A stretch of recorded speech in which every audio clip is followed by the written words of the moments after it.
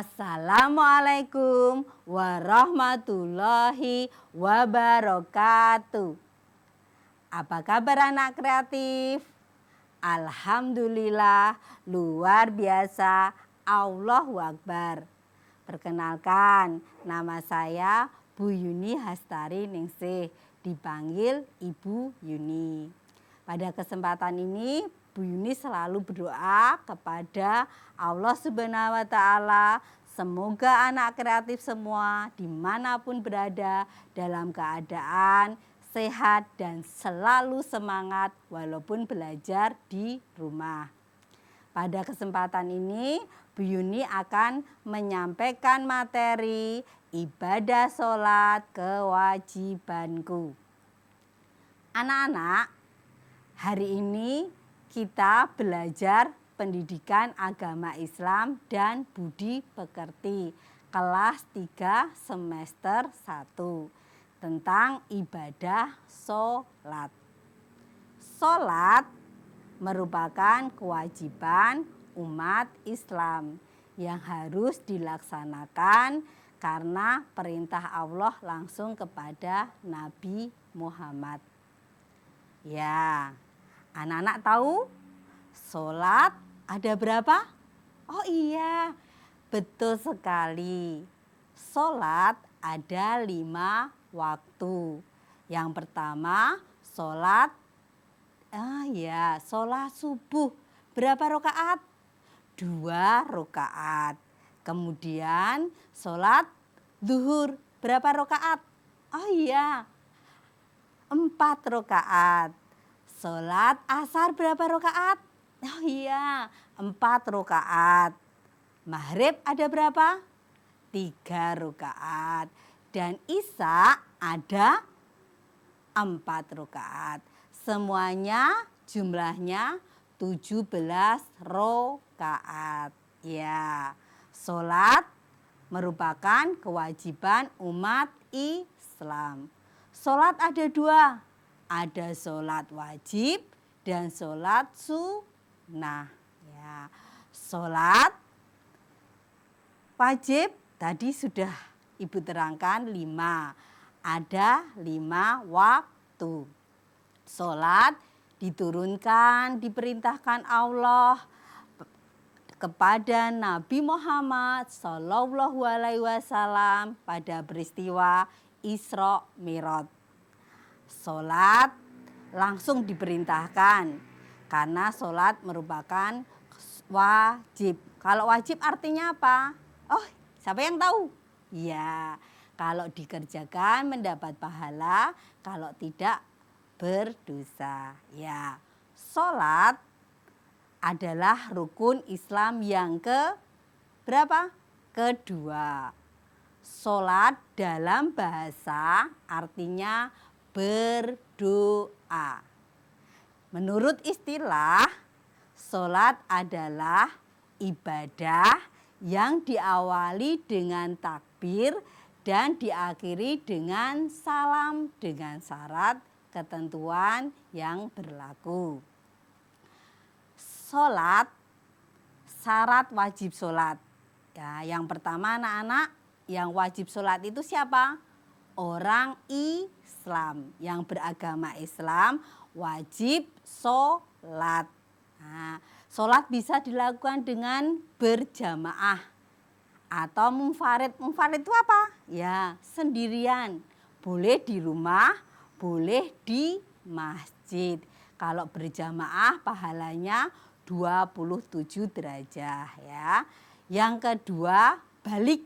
Nah, balik artinya dewasa.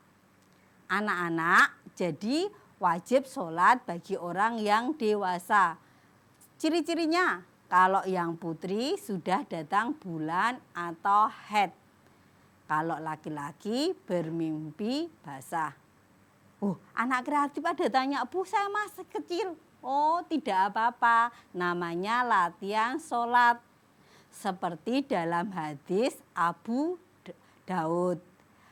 Perintahkan anak-anakmu sholat pada usia 7 tahun.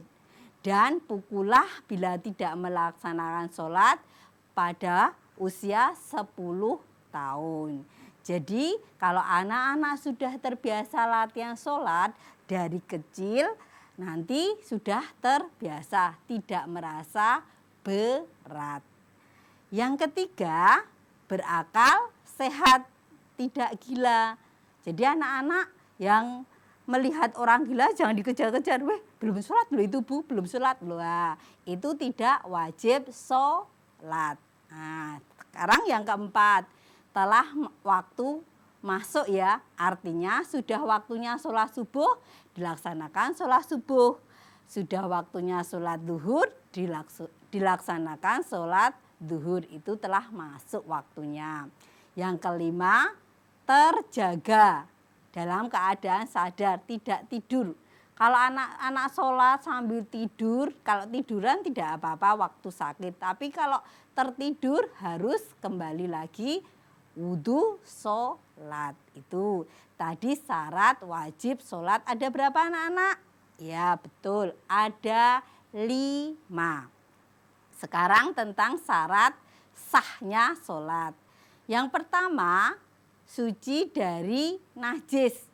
Nah, najis itu yang ada di sekitar kita. Contohnya kotoran manusia, kotoran hewan. Dari tempat-tempat sholat kita harus dibersihkan. Dihilangkan baunya, dihilangkan najisnya. Yang kedua, suci dari hadas kecil. Hadas kecil itu apa? Seperti kentut. Anak-anak kentut waktu sholat. Nah, itu langsung wudhu kembali. Tuh. Hadas besar seperti tadi waktunya balik ya, haid. Langsung anak-anak mandi keramas. Atau ibu yang sedang melahirkan, namanya darahnya nifas, itu termasuk hadas besar. Yang ketiga, menutup aurat. Auratnya harus ditutup. Yang perempuan, yang kelihatannya muka dan telapak tangan. Semuanya harus tertutup. Nah, kalau laki-laki dari pusar sampai ke lutut. Harus sopan kalau bersolat ya. Mau sholat harus sopan pakaiannya. Tidak boleh ada yang tulisan. Nah, kalau ada tulisan itu mengurangi kekusukan. Bu Yuni pernah, muridnya Bu Yuni pakai kaos. Kaosnya dibaca W, se ayu aku, se mburiku elek. Menyakitkan hati toh, duh kok aku elek. Nah, itu terus mengurangi kekusukan dari sholat. Jadi menutup aurat. Apabila pas waktu sholat kelihatan, kita langsung menutupi auratnya kita. Yang perempuan juga. Yang keempat, menghadap kiblat.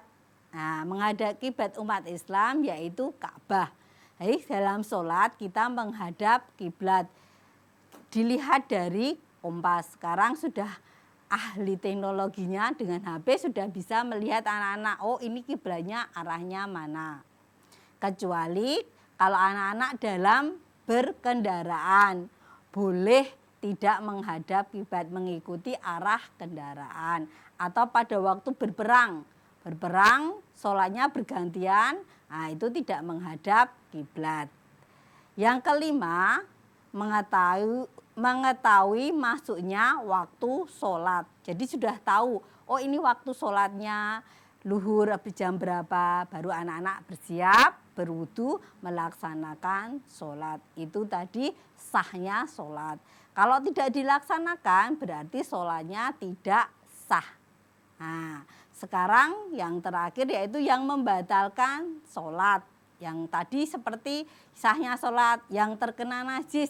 Anak-anak kalau terkena najis di tempat sholat, rukuhnya, mukenanya, atau sarungnya, atau celananya harus berganti dengan pakaian yang bersih. Nah, yang kedua beradas kecil seperti tadi, kencing, nah itu juga. Terus kena pipis, anak-anak juga kena harus berwudu kembali. Beradas besar seperti tadi harus mandi keramas.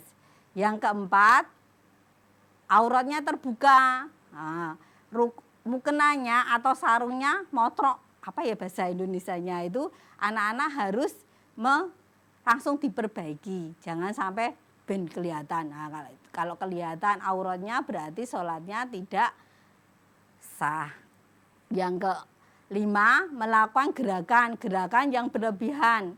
Misalnya dengan kalau latihan sholat tempatnya Bu Yuni itu sering senggol-senggolan. Nah, boleh tidak senggol-senggolan? Oh, tidak boleh, betul. Tidak boleh senggol-senggolan, apalagi injak-injak kaki temennya. Karena itu membatalkan sholat. Tertawa, terbahak-bahak. Nah, sholat karung guyu, tidak boleh. Jadi sholatnya batal. Yang selanjutnya, makan dan minum dengan sengaja pada waktu sholat. Itu juga membatalkan sholat. Misalnya anak-anak tadi makan terasa, lebih baik anak-anak kumur-kumur lagi, dihilangkan baunya supaya sholatnya tidak merasakan rasa apa-apa dalam mulutnya. Terus tadi tertidur lelap. Anak-anak nunggu waktu sholat malah bubuk. Nah, langsung itu juga membatalkan sholat. Jadi anak-anak harus wudhu kembali. Terus najis mukafafah itu apa? Kena air kencing laki-laki bayi. Nah, seperti itu. Jadi anak-anak terus langsung wudhu. Contohnya tadi pas adiknya baru umur 6 bulan pipis di depannya. Nah, langsung anak-anak bersihkan. Kalau yang kedua najis mutawasitoh itu sedang. Misalnya tadi anak-anak kena air yang mengalir, harus airnya mengalir, disikat, kena darah haid, harus dibersihkan, disikat sampai baunya hilang. Itu tadi mutawasitoh, yaitu najis sedang. Yang ketiga yaitu najis besar, mughalladhah. Misalnya kena babi atau kena anjing, air liur anjing, dibersihkan dengan tanah 7 kali, terus baru dibersihkan dengan air. Terus yang selanjutnya yaitu cara membersihkannya tadi dengan, kalau najis itu dengan dibersihkan, kalau hadas kecil dengan wudhu, kalau hadas besar dengan mandi besar. Demikian tadi tentang sholat-sholat. Yang pertama, syarat wajib sholat ada 5. Yang pertama, Islam, balik, menghadap kiblat, menutup aurat, dan sudah pada waktunya. Tadi yang membatalkan sholat sudah anak-anak. Nah, anak-anak kalau seperti itu langsung melihat, oh saya kena batal apa ya, langsung wudhu kemudian sholat kembali. Seperti itu anak-anak tentang ibadah sholat kewajibatku. Sebelum ibu akhiri, ibu selalu berpesan, karena ini masih masa corona. Yang pertama, anak-anak sering cuci tangan dengan sabun. Selesai kegiatan langsung cuci tangan dengan sabun. Dan apabila berpergian memakai masker, supaya kita juga melindungi diri kita sendiri, juga melindungi orang lain. Apabila nonton TV, perhatikan, lihat acaranya yang bagus. Lihat YouTube, didampingi ayah dan ibu. Jangan lupa simak selalu Ruang Siar Guru.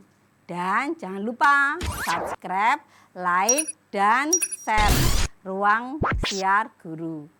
Demikian dari Bu Yuni. Assalamualaikum warahmatullahi wabarakatuh.